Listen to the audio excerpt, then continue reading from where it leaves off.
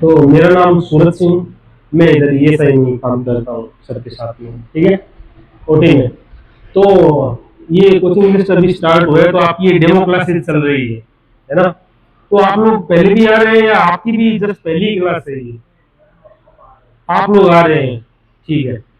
तो अपन आज एक ब्रीफ समराइज स्टडी करेंगे, कि अपने पास इतना टाइम भी नहीं है, क्योंकि आप बताएंगे कि आपका टाइम भी अभी 6:30 तक ही था ना। तो अपन एक ब्रीफ लेंगे, थोड़ा सा एक सिस्टम का कार्डियोवास्कुलर से कुछ ले लेंगे अपन, ठीक है, वो आपकी नॉलेज के लिए है जस्ट। तो अपन ले लेते हैं यार।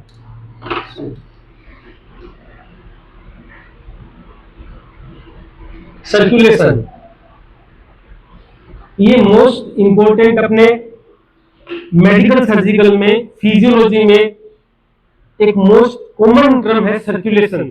So first of all, what you mean by circulation? Circulation से आप क्या समझते हैं? सर्कुलेट करना कोई चीज का, ठीक है। देखो, इस संसार में कोई भी चीज है, कोई चीज हो रही है, उसका कोई ना कोई प्रयोजन होता है, कोई ना कोई कारण होता है, ठीक है। बिना कारण कोई चीज नहीं होती है। अपना इस संसार में अपना जन्म भी हुआ है, तो उसका भी कोई ना कोई प्रयोजन है। ये बात हो रहा है कि अपन अपना इस चीज का उद्देश्य नहीं समझ पाए, वो बात अलग है, वो अपना फॉल्ट है। तो अपन सर्कुलेशन पढ़ रहे हैं, तो सर्कुलेशन से आप समझते हैं कि कोई चीज का घूमना। तो सर्कुलेशन जो होता है वो घूमना होता है कोई चीज का, ठीक है, वो कोई पर्पज के लिए होता है। तो मैं आपसे अभी ये जानना चाह रहा हूँ कि सर्कुलेशन है वो कितने टाइप का हो सकता है ह्यूमन बॉडी के अंदर?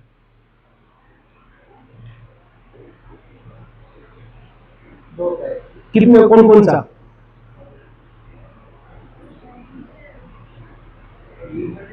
जी जोर से बोलिए आप। लिम्फेटिक और, हाँ, और CSF का 3,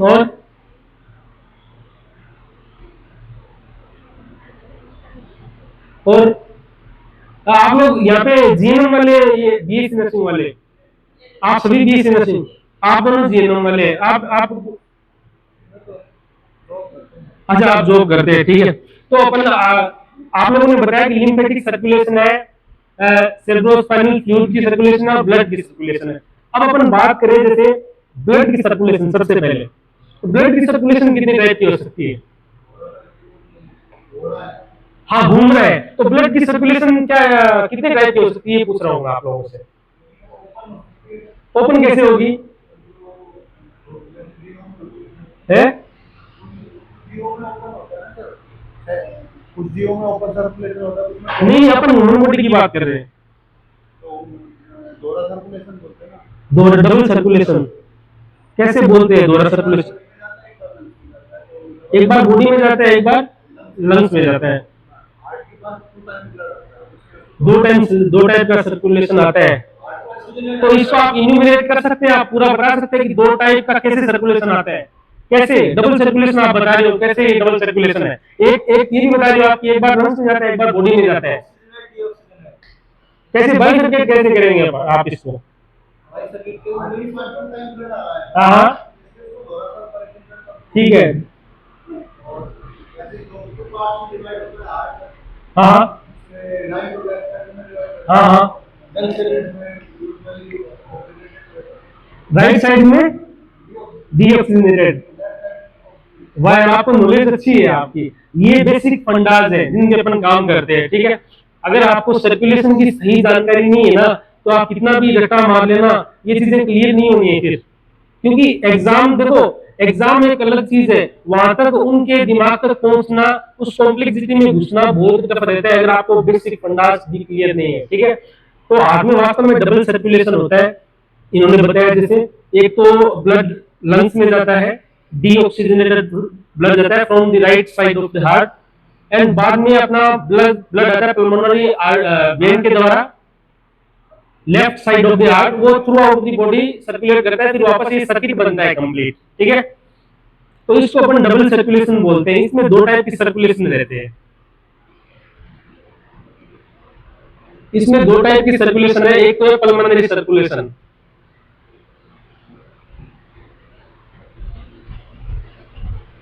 दूसरा है अपना सिस्टेमिक सर्कुलेशन, ठीक है। और ब्लड की कोई सर्कुलेशन बता सकते हो आप लोग? भाई ये पल्मोनरी सर्कुलेशन है, सिस्टेमिक इसको अपन कार्डियक सर्कुलेशन बोल सकते हैं। इसके अलावा कोई सर्कुलेशन है बॉडी में जिसका, देखो मैं एक चीज आपको क्लियर करना चाहता हूं कि सर्कुलेशन उसको बोलते हैं, ये एक सर्किट बन रहा है यहाँ पे, ठीक है, ये अपना एक सर्किट बन रहा है, ठीक है।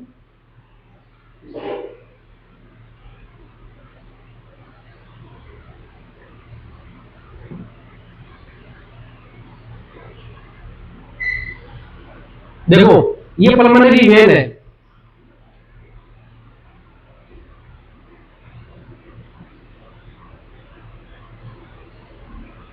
ये पल्मोनरी वेन है, ठीक है, सॉरी पल्मोनरी आर्टरी है। देखो बॉडी में अपना ये एक्सेप्शन है, blood vessels are of mainly two type, artery and veins. Artery हमेशा डीऑक्सीजनेटेड ब्लड कैरी करती है, वेन्स हमेशा डीऑक्सीजनेटेड ब्लड कैरी करती है। बट ये एक्सेप्शन है अपना कि पल्मोनरी आर्टरी है वो यहाँ से लेफ्ट वेंट्रिकल से राइट वेंट्रिकल से डीऑक्सीजनेटेड ब्लड कैरी करेगी और जाएगी कहाँ? लंग्स में। लंग्स में जाने के बाद ये दो पार्ट्स में डिवाइड हो जाती है, right and left pulmonary artery, ठीक है। ये फर्दर डिवाइड होती है आर्टेरियोल्स में, ठीक है। आर्टेरियोल्स के बाद में ये डिवाइड होगी कैपिलरीज पे, ठीक है। और कैपिलरीज में ये यहाँ पे एल्यूलाई की वाल से अपना एक जंक्शन बना देगी, वहां पे डिफ्यूजन की प्रोसेस के द्वारा यहाँ पे जो ज्यादा ऑक्सीजन है, यहाँ पे कम ऑक्सीजन है कैपिलरी में, कम, ये डिफ्यूजन का नियम है। डिफ्यूजन होता है मेनली गैसेस के लिए, ठीक है, और ओस्मोसिस होता है मेनली किसके लिए? मटेरियल के लिए, ठीक है, वाटर के लिए, न्यूट्रिएंट्स के लिए, इनके लिए, ठीक है। और गैसेस के लिए जो एक्सचेंज होता है थ्रू दी कैपिलरी वाल, इसको अपन बोलते हैं डिफ्यूजन। और जो न्यूट्रिएंट्स के लिए होता है, वाटर के लिए होता है एक्सचेंज, उसको लिए बोलते हैं ओस्मोसिस। वहां पे पॉजिटिव नेगेटिव ओस्मोसिस होता है। यहाँ पे डिफ्यूजन का मेन जो प्रिंसिपल है, कोई बता पाएगा मेरे को डिफ्यूजन किसको बोलते हैं? थ्रू होता है, ये मेम्ब्रेन अपन ने बता ली। कैपिलरी की वाल बन एल्यूलाई किसको बोलते हैं? एल्यूल, हाँ बेसिक यूनिट, ये एल्यूलाई की वाल है, ये कैपिलरी की वाल है, दोनों मिल गई एक ही है, अलग अलग नहीं है। ये सेलेक्टिव मेम्ब्रेन बन गई। अब यहाँ पे एक्सचेंज होगा गैसेस का, इसका प्रिंसिपल क्या है? हाँ बिल्कुल, वेरी गुड। ये अपने लेस कंसंट्रेटेड एरिया से, सॉरी मोर हाईली कंसंट्रेटेड एरिया से लेस कंसंट्रेटेड एरिया की तरफ मूव करती है। मतलब जहां पे गैस की मात्रा कम होगी वहां पे गैसेस जाएंगी, जहां पे गैस की मात्रा ज्यादा होगी वहां से जाएगी, ठीक है। जैसे कि अपना ये एक वॉल है, इसको एक कैपिलरी और एल्यूलाई की सेलेक्टिव मेम्ब्रेन माने, यहाँ पे स्टूडेंट ज्यादा है वहां पे कम है, तो स्टूडेंट यहाँ से वहां की ओर जाएंगे, that is diffusion. This is the principle, the movement of gases from less concentrated area to high concentrated area, that is diffusion through the selective membrane, ठीक है। सेलेक्टिव मेम्ब्रेन किसकी होगी? यहाँ पे एल्यूलर वाल और कैपिलरी की वाल के द्वारा, ठीक है। तो यहाँ से पल्मोनरी आर्टरी के द्वारा ब्लड जा रहा है, डीऑक्सीजनेटेड ब्लड, और यहाँ पे कैपिलरी लेवल पे जो CO2 है वो तो एल्यूलाई में जाएगी, ऑक्सीजन है वो कैपिलरी में आएगी। क्योंकि यहाँ पे जो डीऑक्सीजनेटेड ब्लड का मीनिंग क्या है कि इसमें ऑक्सीजन कम है और कार्बन डाइऑक्साइड ज्यादा है, ये आप सब जानते हैं। तो CO2 यहाँ पे क्या है? ज्यादा से कम की ओर जाएगी एल्यूलाई की वाल में, यहाँ पे ऑक्सीजन ज्यादा है बाहर वाली, वो आएगी कैपिलरी के अंदर। वो दोबारा कैपिलरीज यूनाइट होंगी, बनाएंगे क्या? आर्टेरियोल्स। आर्टेरियोल दोबारा यूनाइट होंगे, सॉरी वेन्यूल्स होंगे यहाँ पे, तो वेन्यूल्स दोबारा यूनाइट होंगे, बनाएंगे क्या? वेन। और बनेगी क्या? Pulmonary vein. और वो पल्मोनरी वेन आके यहाँ पे अपने इसमें राइट साइड की लेफ्ट एओर्टा में आएगी, sorry left aorta, sorry atrium में आएगी, लेफ्ट एट्रियम में आएगी, और यहाँ से ब्लड आएगा लेफ्ट वेंट्रिकल में और एओर्टा के थ्रू जाएगा कहाँ पे? Systematic circulation. उसका नियम क्या है? एओर्टा फर्दर डिवाइडेड इनटू कौन कौन सी ब्रांचेज है?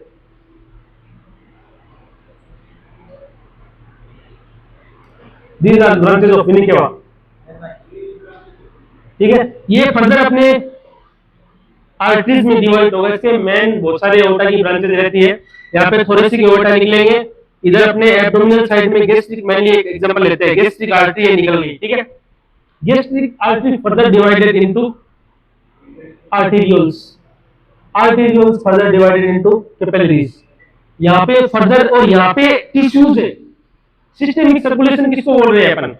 सिस्टेमिक सर्कुलेशन उसको बोल रहे हैं oxygenated blood carried through the aorta, arteries, arterioles, and comes return through the venules, veins, and vena cavas into the right side of the atrium through the superior and inferior vena cavas and coronary sinuses। ठीक है, ये pulmonary circulation का सीधा सा मतलब वो circulation जो pulmonary blood vessels के द्वारा हो रहा हो, वो पल्मोनरी सर्कुलेशन। और इसका रास्ता सर्किट क्या है? Heart to lungs, that is pulmonary circulation. Systemic circulation through the aorta and vena cavas, veins. ठीक है, अब यहाँ पे डिफ्यूजन कैसे होगा? कोई आर्टरी ऑर्गन लेवल पे डिवाइड हो रही है, ऑर्गन लेवल पे आ रही है, सिस्टम लेवल पे आ रही है, वो डिवाइड, फाइनल डिवीजन होगा कैपिलरी में उसका। इधर आपका ऑर्गन है, organ divided into tissues, tissue divided into cells, cellular level पे डिवीजन होगा। ठीक है, इधर तो आ गया कैपिलरी, इधर आ गया सेल, इनकी मेम्ब्रेन दोबारा यूनाइट होंगी और यहाँ पे भी क्या होगा? डिफ्यूजन होगा। क्या होगा? डिफ्यूजन, क्योंकि गैसेस का एक्सचेंज हो रहा है डिफ्यूजन के द्वारा। ठीक है, और जो न्यूट्रिएंट्स है, शुगर है, वाटर है, उसका एक्सचेंज किसके द्वारा होगा? ऑस्मोसिस के द्वारा। उसको रेगुलेट कौन करता है? ऑस्मोसिस को।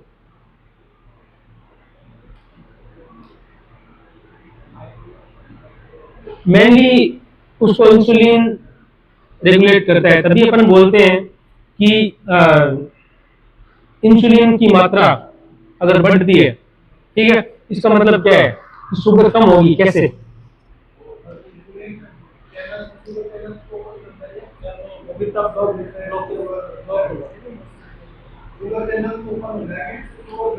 कैसे? How it can work? अपन ये मानते हैं, देखो शुगर वाला इंसुलिन लेता है, आप सब जानते हैं, वो शुगर को कम करता है। कैसे? How it can work? Insulin है क्या वैसे? कहां से? वाह, बढ़िया। Cell of लैंगे। पैनक्रियास क्या है? ग्लैंड है। किस प्रकार की ग्लैंड है?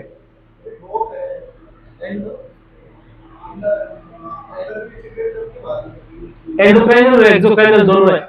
तो इनमें फर्क क्या है एंडोक्राइनल और एक्सोक्राइनल ग्लैंड में?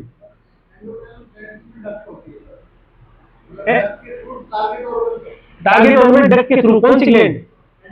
एंडोक्राइन और एक्सोक्राइन। आप उल्टा बोल रहे हो।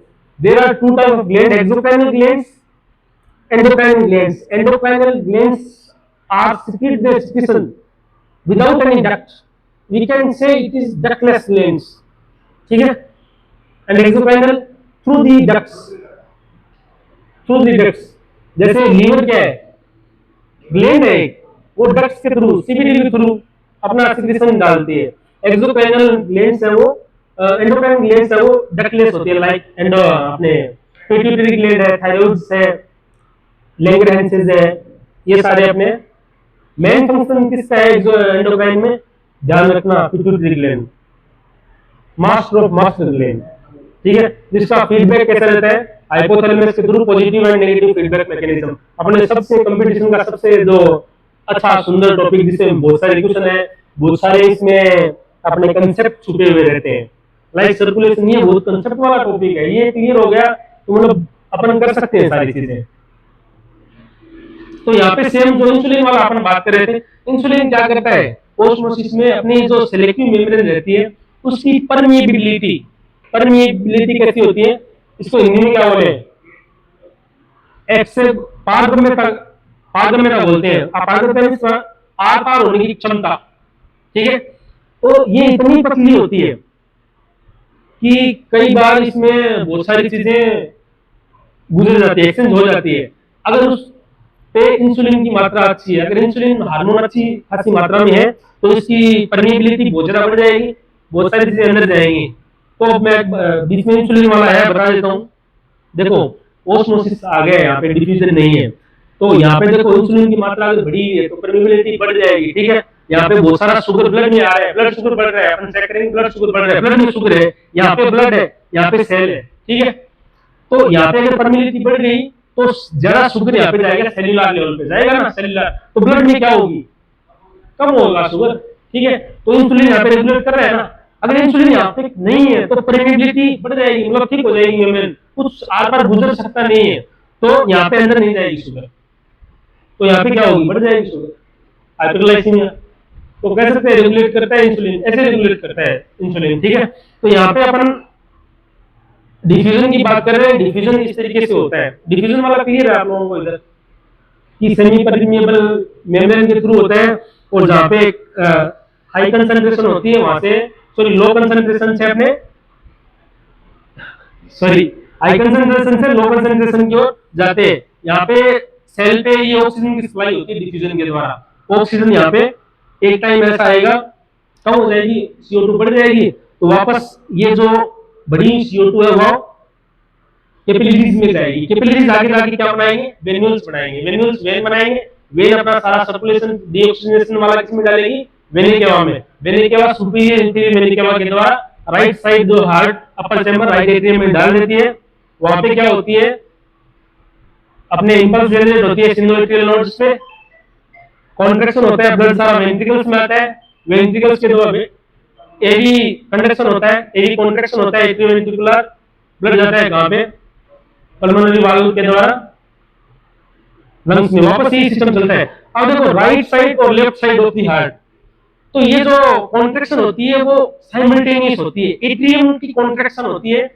एट्रियल सिस्टोल होती है, वो सेम टाइम पे होती है, साइमल्टेनियसली होती है, मतलब जिस टाइम पे ब्लड यहाँ पे आ रहा होता है ना, उसी सेम टाइम पे राइट एट्रियम से ब्लड, सॉरी यहां से अपने पल्मोनरी वेन से ब्लड राइट लेफ्ट एट्रियम में आ रहा होता है, ये साइमल्टेनियस प्रोसेस है। तो साइमल्टेनियसली ब्लड यहाँ पे ये एवी वाल्व के द्वारा वेंट्रिकल्स में आ रहा होगा, साइमल्टेनियसली ये ब्लड है अपना एक एवी सिस्टोल, एवी कॉन्ट्रैक्शन के द्वारा कार्डियक साइकिल में आप पढ़ेंगे, ये लंग्स में जाएगा यहाँ से ब्लड, और यहाँ से पूरी through out the body blood है वो सर्कुलेट करेगा, ये आपकी सारी कार्डियक साइकिल वाली चीजें हैं। तो इसमें आपको कोई कंफ्यूजन होगा आप बता सकते हैं, क्योंकि ये मैं चीज आज सिर्फ कंसेप्ट के लिए लेके आया हूँ, सिर्फ ये मैं कोई आपको टॉपिक पढ़ाने के लिए, सर्कुलेशन, सर्कुलेशन में ये चीजें बेसिक वेरी बेसिक चीजें हैं, ठीक है। तो ये अपने दो सर्कुलेशन हो गए, पल्मोनरी सर्कुलेशन और सिस्टमिक सर्कुलेशन, कार्डियक सर्कुलेशन इन दोनों को बोल सकते हैं, कार्डियक सर्कुलेशन, ठीक है। और भी सर्कुलेशन होते हैं ब्लड के, कई सर्किट बनते हैं, मतलब सर्कुलेशन उसको कहेंगे जहां पे खुद का अपना एक सर्किट हो,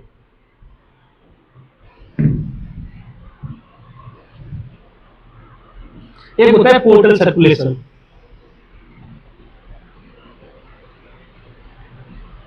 पोर्टल सर्कुलेशन के बारे में कोई बताएंगे? हाँ हाँ पोर्टल वेन होती है, जरूर होती है, बिल्कुल सही बात है। आप बताइए कोई पोर्टल सर्कुलेशन के बारे में, बेटा आप लोग भी बताओ। पोर्टल सर्कुलेशन आपको नहीं है? फर्स्ट ईयर में तो आता है एनाटॉमी फिजियोलॉजी में, फिजियोलॉजी में हमारे तो पक्का क्वेश्चन आता था उस टाइम पे। देखो ये आना बहुत जरूरी है पोर्टल सर्कुलेशन, अगर आपने नर्सिंग की है, क्योंकि जो भी अपने खाते हैं ना, जो भी अपने स्टमक में जाता है उसका पाचन होता है वो पोर्टल सर्कुलेशन के द्वारा ही होता है। पोर्टल सर्कुलेशन मेजर चीज है अपने। हाँ देखो मैंने आपको सिस्टमिक सर्कुलेशन बताया, उस सिस्टमिक सर्कुलेशन में क्या था कि एओर्टा की कोई ब्रांच आएगी, ऑर्गन लेवल पे आएगी और उस ऑर्गन को सप्लाई करेगी, ऑक्सीजन सप्लाई कर देगी। बाद में एक टाइम आएगा कि ब्लड का डीऑक्सीजनेशन स्टार्ट हो जाता है, CO2 बढ़नी स्टार्ट हो जाएगी, तो फिर वहां से सारी CO2 किसमें आएगी, कैपिलरी में, कैपिलरी से वेन में, वेन से वेन केवा, right atrium, right ventricle, lungs, left atrium, left ventricle, ये नियम चलता है। लेकिन यहाँ पे क्या करेंगी, पोर्टल सर्कुलेशन में सर्कुलेशन आएगा, आर्टरी आएगी एओर्टा से, ठीक है, पर्टिकुलर ऑर्गन को सप्लाई करेगी, कर दिया। अब उसका जो वीनस सिस्टम है ना, वीनस सिस्टम, वो वीनस सिस्टम जाके लीवर में खुलेगा, ना कि वेनिकुलम में खुलेगा। बस इतना सा फर्क है। और ये सर्कुलेशन किसके द्वारा होता है? मेनली पोर्टल वेन के द्वारा होता है, पोर्टल वेन के द्वारा। और इसमें जो वेन इन्वॉल्व होती है वो कौन सी होती है? गट की होती है, ठीक है। अपने एब्डोमिनल में, गैस्ट्रिक सिस्टम में अपना एब्डोमिन है, स्मॉल इंटेस्टाइन है, इनकी ब्लड वेसल्स ऑक्सीजनेटेड ब्लड ले रही है, डीऑक्सीजनेटेड ब्लड इनकी जो आर्टरीज है, गैस्ट्रिक आर्टरीज है, ड्यूरिनल वेन्स है, वो अपना डीऑक्सीजनेटेड ब्लड पोर्टल वेन में डाल रही है। और पोर्टल वेन से वो ब्लड कहां पे जा रहा है? लीवर में जा रहा है। इसमें एक प्रयोजन है। प्रयोजन क्या है कि अपने जो भी एब्जॉर्प्शन हुई है, डाइजेशन की स्टेप पता है आप लोगों को? कौन कौन से? डाइजेशन का मीनिंग क्या होता है ये बता दो। पचने का मीनिंग क्या है वो बता दो। नहीं छोड़ो, और चीजें सब छोड़ो यार, वो बाकी चीजें। डाइजेशन का मीनिंग क्या है?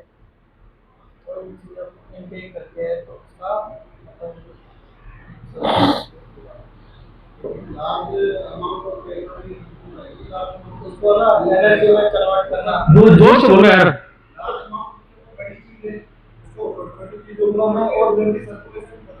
ये यार बहुत तुम्हारी बेसिक नॉलेज जोरदार है। वास्तव में यही होता है digestion. There is a breakdown of large molecules into the smaller, that much smaller that can be easily pass their circulation, ठीक है। मतलब देखो डाइजेशन दो प्रकार का होता है mainly. Digestion are mainly two types. Digestion का नथिंग बट मीनिंग यही है, breakdown, breakdown of large molecules, large particles into the smaller. Smaller कितने स्मॉलर कि वो ये सारे सर्कुलेशन को पार कर सके, ठीक है ना। सर्कुलेशन कौन सा? उसका एब्जॉर्प्शन हो जाए। अब सोचो यार, ये मेरे पास कोई चीज है, कपड़ा है, उससे यार कोई चीज छाननी है, वो चीज छन सके उतना पतला हो जाए, that is digestion. Digestion are mainly two types. कौन कौन से? That one is mechanical digestion and second one is chemical digestion. Mechanical digestion is through the mechanism of teeth, अपने दांतों के द्वारा उसको चबा चबा के छोटा छोटा कर देना, लिक्विफाई कर देना, वहां पे भी। और केमिकल डाइजेशन, हाँ बोलो समझ गए। और केमिकल डाइजेशन होता है केमिकल्स के द्वारा, chemicals in the form of HCl है, हाँ, इमल्सिफिकेशन करके उसको एंजाइम्स वगैरह मिल बोल के उसको, मेनली इन सब का प्रयोजन क्या है? उसको लिक्विफाई करना। कितना लिक्विफाई करना कि उसका एब्जॉर्प्शन ढंग से हो जाए स्मॉल इंटेस्टाइन में, और वो ब्लड में, पोर्टल वेन में, पोर्टल सर्कुलेशन में ढंग से आ जाए। ये उसका प्रयोजन है mechanical, chemical digestion, mechanical digestion का। फूड का डाइजेशन है, कोई आपसे क्वेश्चन पूछे, डाइजेशन है वो मुंह से स्टार्ट हो जाता है। मैकेनिकल डाइजेशन भी स्टार्ट हो जाता है, केमिकल डाइजेशन भी स्टार्ट हो जाता है। केमिकल डाइजेशन स्टार्ट क्यों होता है? क्योंकि पेप्सिन वगैरह इनके कुछ एंजाइम्स अपने बकल म्यूकोजा और उससे स्टार्ट हो जाते हैं, लीकेज उनकी, ठीक है। अपनी एब्डोमेन, गैस्ट्रिक, स्टमक के अंदर मेजर केमिकल है उनकी लीकेज होती है, जो कि केमिकल डाइजेशन के लिए रिस्पॉन्सिबल है। स्टार्ट इनवर्ड्स फ्रॉम माउथ हो जाती है केमिकल डाइजेशन की, लेकिन मेजर पोर्शन है उन केमिकल्स का कहां से आता है? अपने स्टमक की म्यूकोजा से आता है। वो अपने गैस्ट्रिक सिस्टम में जोरदार पड़ेंगे। तो यहाँ पे अपन क्या होगा, जो भी डाइजेस्टेड फूड है उसका एब्जॉर्प्शन गट की म्यूकोजा से होता है, गट की म्यूकोजा से होता है। गट की म्यूकोजा से वो डाइजेशन होके, एब्जॉर्प्शन होके, सॉरी डाइजेस्टेड तो है तभी एब्जॉर्प्शन हो रहा है, एब्जॉर्प्शन होकर के ब्लड सर्कुलेशन में आ जाएगा, कैपिलरी लेवल पे, कैपिलरी से वेन में आ जाएगा। और उस ऑर्गन की वेन है गट की, वो डालेगी अपना सारा जो मटेरियल है जिसमें हाई न्यूट्रिएंट्स है। अपन जो खाना खाते हैं उसका मैकेनिकल डाइजेशन हुआ, केमिकल डाइजेशन हुआ, अब उसका स्मॉल इंटेस्टाइन में क्या होता है? एब्जॉर्प्शन होता है म्यूकोजा से, ठीक है। एब्जॉर्प्शन होने के बाद में वो आता है वेन में। वेन उस सारे मटेरियल को, माल को डालती है किसमें? पोर्टल वेन में। और पोर्टल वेन उसको लाके किसमें पटकती है? लीवर में। लीवर में उसको फिर वहां पे उसका मेटाबॉलिज्म होता है। मेटाबॉलिज्म मतलब कि जहां पे उसकी जरूरत है वहां पे उसको लगा देती है काम में, ठीक है। ये होता है पोर्टल सर्कुलेशन। पोर्टल सर्कुलेशन में बाद लीवर अपना डीऑक्सीजनेटेड वापस वेनिकुलम में डालता है वैसे, लेकिन ये पोर्टल सर्कुलेशन है। एक सर्कुलेशन और है,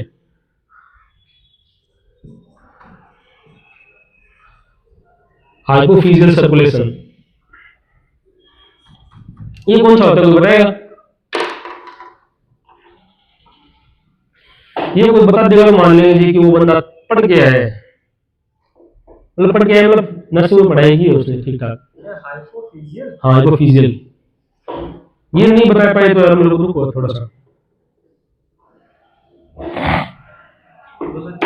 है, सब तोड़ के बता दो। सब नहीं किया हाइपोफिजियल, बस हाइपोफिजियल एक वर्ड है टूटा हुआ। वैसे तोड़ मोड़ के जो तुक्के लगाना, तुक्के तो लगाए कम से कम, या पता नहीं है तो तुक्के तो मारे कम से कम इसके। नहीं तुक्के नहीं मारने यार, अपन प्रोफेशनल लोग हैं, अपने को एकदम स्टिक पे करना है, क्लिक है। हाइपोफिजियल सर्कुलेशन क्या होता है? देखो सर्कुलेशन बता रहा हूँ, तो इसमें एक सर्कुलेशन हाइपोफिजियल कई बार एग्जाम में आता है, और हाइपोफिजियल सिस्टम है ये अपने ग्लैंड स्टडी से रिलेटेड है, एंडोक्राइनोलॉजी से रिलेटेड है। एंडोक्राइन से बहुत क्वेश्चन आते हैं, तो डायबिटीज पूरी कैटर होती है एंडोक्राइन के अंदर, थायराइड पूरा एंडोक्राइन में, और अपनी पिट्यूटरी पूरी एंडोक्राइन के अंदर, तो मेजर पोर्शन रहता है वहां पे। देखो एंडोक्राइन ग्लैंड में है ना, इसको पिट्यूटरी ग्लैंड को हाइपोफिजियल ग्लैंड भी बोलते हैं, उसका दूसरा नाम है। और हाइपोफिजियल सर्कुलेशन नहीं बोलते उसको, एंडोक्राइनल सर्कुलेशन नहीं बोलते, हाइपोफिजियल ग्लैंड ही बोलते हैं। तो आप लोगों ने यार ये एनाटॉमी एंडोक्राइन पढ़ी नहीं है ढंग से मेरे हिसाब से, क्योंकि देखो एंडोक्राइन अपन ग्लैंड, देखो मेन अगर एंडोक्राइनोलॉजी पढ़ते हैं अपन, और नर्सिंग के अंदर जो एनाटॉमी फिजियोलॉजी अच्छी खासी मात्रा में है, और एंडोक्राइनोलॉजी भी अच्छी खासी मात्रा में है, एंडोक्राइन ग्लैंड और हाइपोथैलेमस पास पास में होती है, आप लोगों को पता है। और जो फीडबैक मैकेनिज्म है वो हाइपोथैलेमस से रेगुलेशन, उसका रिसेप्टर आते हैं, मैसेज आते हैं एंडोक्राइन ग्लैंड को, और जो बीच में इनके एक जो सेतु रहता है, ब्रिज रहता है, बंधन रहता है, वो होता है एक स्टाल्क रहता है, उसको बोलते हैं हाइपोथैलेमो हाइपोफिजियल स्टाल्क, ठीक है। तो मेनली ये एंडोक्राइन ग्लैंड और हाइपोथैलेमल वाले एरिया को सर्कुलेट करती है, एक सर्किट बनाती है, वीनस सिस्टम बनाती है, उसको हाइपोफिजियल सर्कुलेशन बोलते थे, ठीक है। और सबसे ज्यादा वीनस सप्लाई वाली ग्लैंड है, सॉरी ब्लड सप्लाई वाली ग्लैंड है हाइपो एंडोक्राइन ग्लैंड। तो एंडोक्राइन ग्लैंड के बारे में, ग्लैंड का आप लोगों को पता है कम वो आइडिया आ रहा है आप लोगों को, क्यों पढ़ाई नहीं किया आपने ये एंडोक्राइन ग्लैंड उधर? हाँ ठीक है, तो ये एनाटॉमी फिजियोलॉजी का आपके फर्स्ट ईयर में थी ना, ऐसा। तो इसमें कोई और एंडोक्राइन ग्लैंड कितनी होती है कोई बताएगा मेरे को? कौन कौन सी होती है एंडोक्राइन ग्लैंड? हाँ हाइपोथैलेमस ग्लैंड नहीं है बेटा, hypothalamus is part of brain. हाँ हाँ हाँ इसी का पार्ट है। हाँ बता सकते हो, पार्ट है उसका। और ना ना लीवर तो यार एक्सोक्राइन, एंडोक्राइन पूछ रहा हूँ मैं, ये थाइमस ग्लैंड वगैरह, एड्रिनल ग्लैंड वगैरह, जिसको सुप्रारेनल ग्लैंड भी बोलते हैं, इसमें मेनली इंटरेस्ट आने वाला है आपको एंडोक्राइनोलॉजी में भी, क्योंकि मेजर पोर्शन भी है, पूरी बॉडी की रेगुलेशन कैसे होती है। देखो आदमी को इंटरेस्ट कब नहीं बनता है, जब उसके कंसेप्ट क्लियर नहीं होते हैं, तब वो आदमी सब चीजें बोरिंग है उसके लिए, कुछ भी बता दो। तभी मैंने आज ये कंसेप्चुअल वाला वो लेके आया थोड़ा सा पार्ट ये, ठीक है। तो ये अपने मेनली 4 टाइप के सर्कुलेशन है।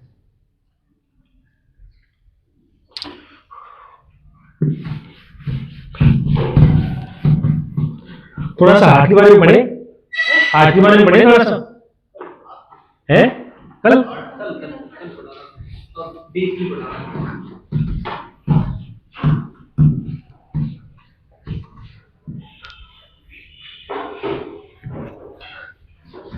हार्ट का वेट तो बताएगा मेरे को कितना होता है? 2 to 5 ग्राम,